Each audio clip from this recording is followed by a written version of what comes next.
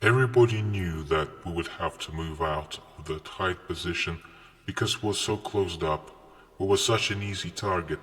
So it was really a question of out of the frying pan into the fire. We come out of our position of concealment, but then we were exposed on the plains. But it was the only option that we had. So it was really a controlled frenzy. Everybody was starting to get as much liquid down them as possible because we knew we were going to have to start moving fast.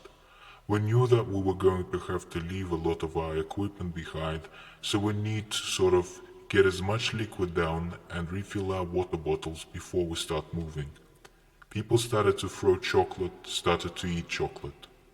About 400 or 500 meters out of that high position, we started to hear truck vehicles coming from the east, which is to our left-hand side as we were moving south. It was very frustrating because you couldn't see what it was. Because of the lie of the ground, there was a slight rise.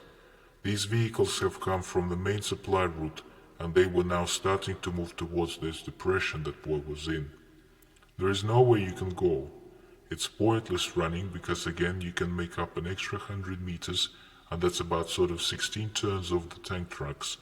It's nothing. It means nothing.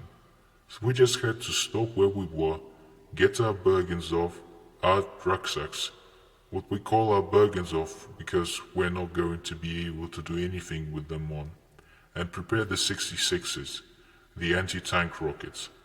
By now these were already prepared. These were all stripped down and they were just closed up, so there was very minimal support sort of work you had to do. Just open them up and get ready. Again, it's very frustrating time because you can't see what's happening. All you can do is hear what the noises are. You know it's a track vehicle. You know that these vehicles are coming, but there is nothing you can do. You've got to wait.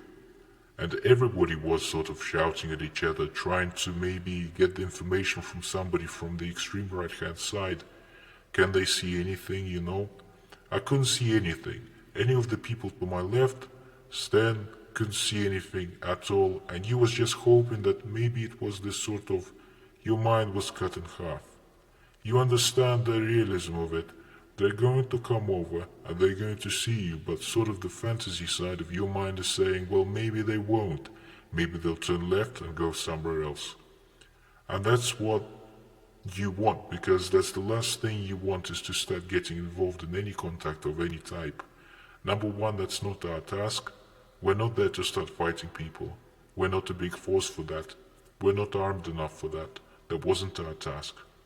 We heard the 66 go off on the extreme left-hand side, and what the patrol had is what we call mobility kill. It had stopped the vehicle because it's destroyed the tracks or the wheels itself, but it hasn't damaged the people inside, so that obviously they're cut, they're bruised, they're slightly dazed, but it hasn't destroyed the firing and the protection capabilities of that vehicle.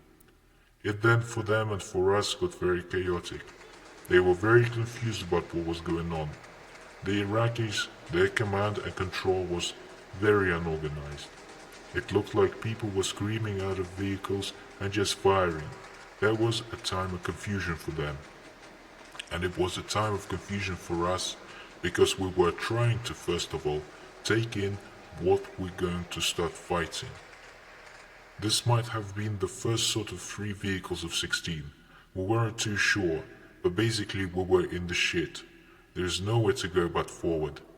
It wasn't so much sort of an up and charge sort of situation. What we tried to create is a thing called fire and maneuver, so there is always fire going down, but we're always going forward. This in training is always very good and looks very good, but in practice it never is. It's very confusing.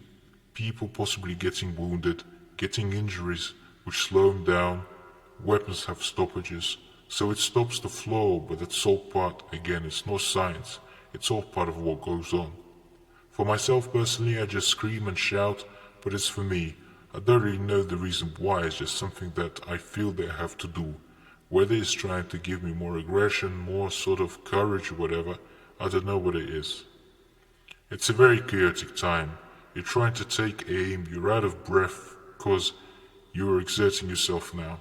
You're trying to get in fire position. Your weapon will move up and down. You're trying to take aim shots because you want to conserve your ammunition. At one stage, the Iraqis were sort of 100 meters away, but we had to go forward, and we got to about 15-20 meters and still firing and moving on, and by this time there was an APC that moved back with some more troops. They got in the APC and they started to move back. The 66s had been used up apart from mine because I left it at the back at the start point. Again, with all the adrenaline shouting at the people, telling them that we're going to go forward.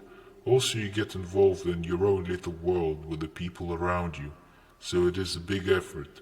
It is a patrol effort, but everybody's involved in their own little world. There's people who are dead. There are people who are wounded. People cry, people scream, people beg, because they think that you're going to kill them, that you're going to go up and execute them. People beg. The troops that withdraw were very much now sort of reorganizing themselves. It's very much like a scenario in a school playground where you would get two gangs.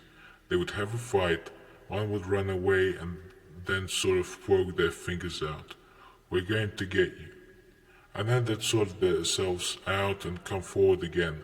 Now we don't want to get involved with that, so we ran. That's enough. The object is not to fight the enemy, it's to get away from them.